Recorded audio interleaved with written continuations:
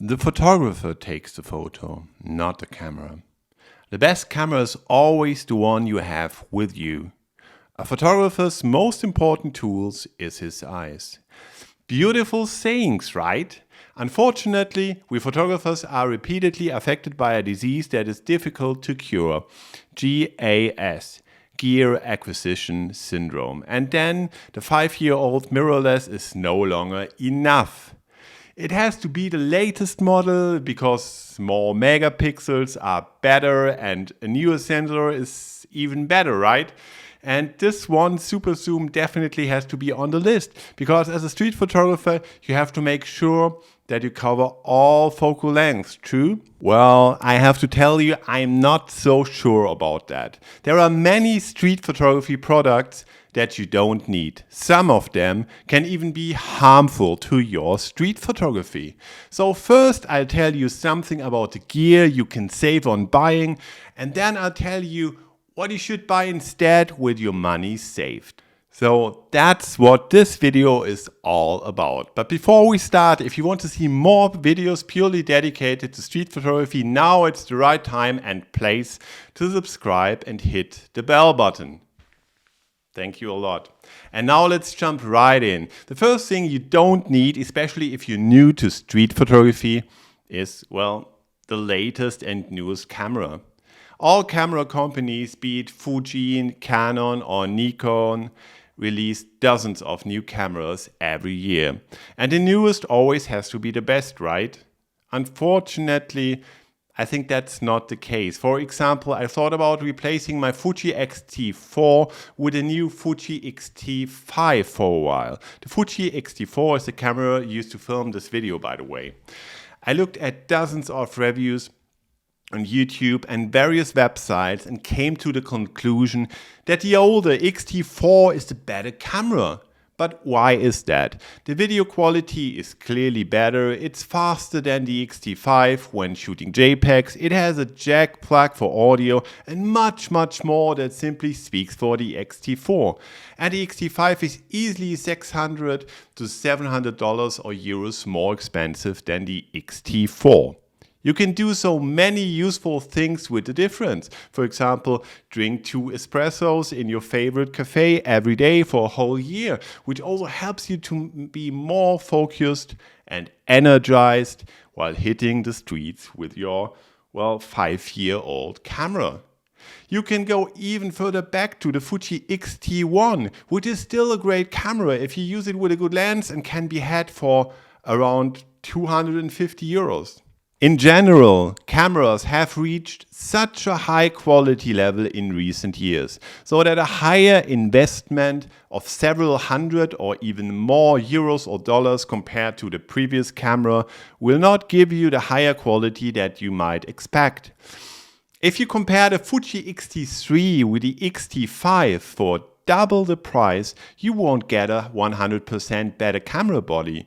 No, unfortunately not. Maybe 5 to 10% improvement, if at all. Well, the second thing you don't need is a selection of dozens of lenses, including zoom lenses. Zoom lenses in particular seem very comfortable in the beginning, but the more you take photos with them, you will see that they do indeed harm to your street photography. You worry too much about choosing the focal length and not enough about choosing the right frame. And once you've decided on a focal length, the subject may already be gone when you're doing street photography. The best focal length for street photography, in my opinion, and in the opinion of many others, doing street photography for a long time, is between 28 and 35 millimeters. The 35mm is definitely more beginner friendly because composing is easier than with a more angular 28mm. If you also take street portraits and maybe want to go out in the evening to take photos in poorer lighting conditions, you could consider getting a fast 50mm lens as well. But you definitely don't need anything more to get started. For just shooting during daytime, 28mm or 35mm prime lens will be perfectly fine. If you buy a camera with a fixed lens, like something from the Fuji X100 series or the Ricoh GR3, then you don't have to buy a lens anyway. That's why I find, for example, the Fuji X100F, which you can get for $600 to, I guess, $700, to be an ideal choice for street photography beginners.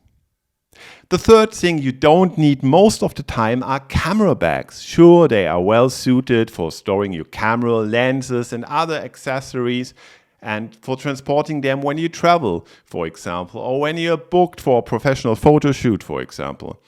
But if you are simply doing street photography, then all you need is a camera and a lens.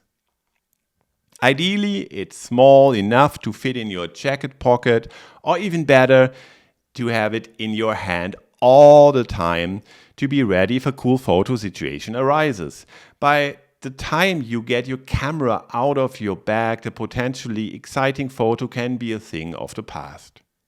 If you can't be without a bag, and if you are worrying about your camera may be endangered because of rain, for example, I would at most recommend my buddy Thomas' camera bag with his brand Akizeki.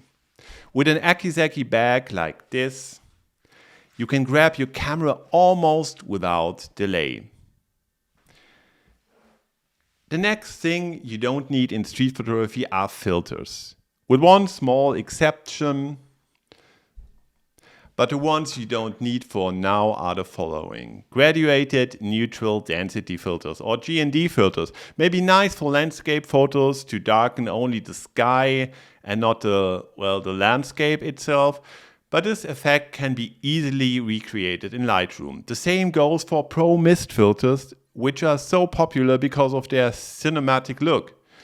The problem is that the effect of a Pro Mist filter cannot be reversed. So if you think, oh, I would have liked more contrast, well, there's not much you can do. Conversely, you can also recreate the effect that a Pro Mist filter creates in Lightroom with a radial filter. They are combined with a contrast reduction, higher exposure and less clarity. And you're much more flexible in Lightroom than you are with a filter, where you can undo the effects that may not suit to the image. You don't need a UV filter either. Many people use UV filters to protect their expensive lenses. I did as well. But they forget that a UV filter reduces the imaging performance of most lenses, especially if you buy a very expensive one you want to protect. Unless you buy a UV filter for, $300 or $400 or euros, it will worsen the image quality. Instead, I would recommend that you always have a lens hood on when taking photos. With a lens hood, you protect your expensive lens from faults and don't reduce the quality of your photos. The only filter that I think is useful for street photography is a neutral density filter, or ND filter.